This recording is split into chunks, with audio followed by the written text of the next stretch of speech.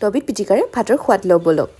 পিটিকা বনাবৰ কাৰণে বেঙেনা, আলু, কাচকল, কলডিল, জলকীয়া, মিঠাতেল আৰু তিলৰ দৰকাৰ হ'ব। Welcome to our Best's Kitchen. Welcome to our channel, The Best's Kitchen. আজি যেহেতু ইমান গৰম পৰিছে আৰু পিটিকা কাৰণেও প্ৰিয় নহয় ন, সো ভাবিছোঁ আজি কেইবিধমান পিটিকা বনাই ভাতৰ লগত অলপ সোৱাদ লওঁ বলক। তে চাওঁ আমি কেনেকৈ পিটিকা বনাওঁ বলক চাওঁ।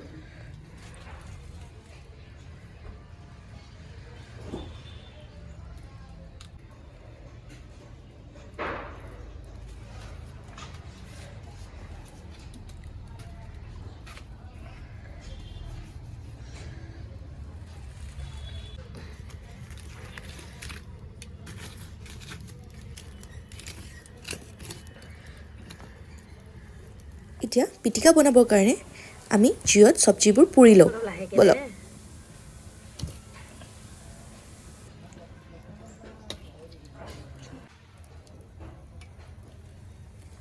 জুইৰ আঙুঠাত পুৰা পিটিকাবোৰৰ সোৱাদেই বেলেগ।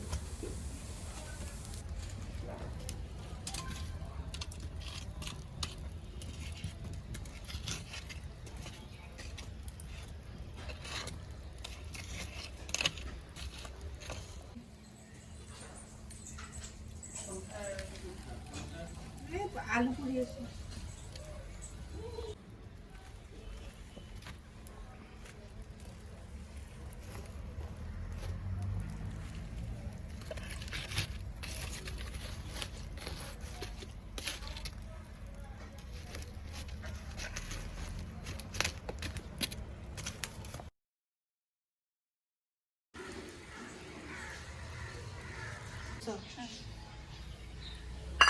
এতিয়া তিলখিনি আমি পটাত পিচি লৈছোঁ।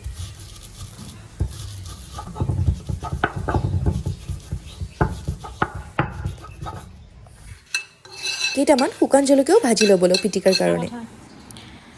ডবিত পিটিকা বনাবৰ কাৰণে একেবিধ সামগ্ৰীৰে প্ৰয়োজন হ'ব। চ' আমি এতিয়া বনাম আলু, কাচকল, কলডিল, কণী বিলাহী, বেঙেনা বিলাহী, আলু বেঙেনা, তিল আলু, মচুৰ দালি, বিলাহী আলু পিটিকা ব'লক।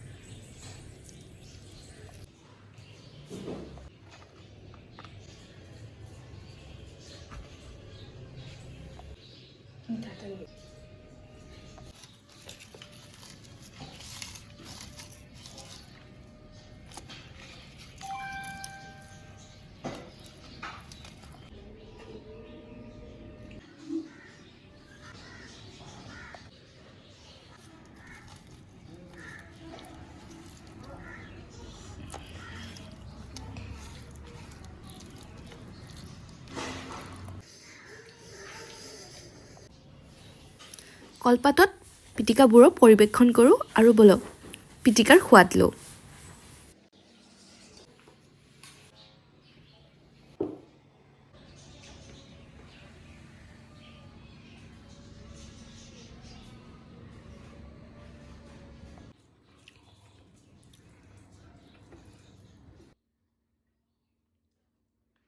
হৈছে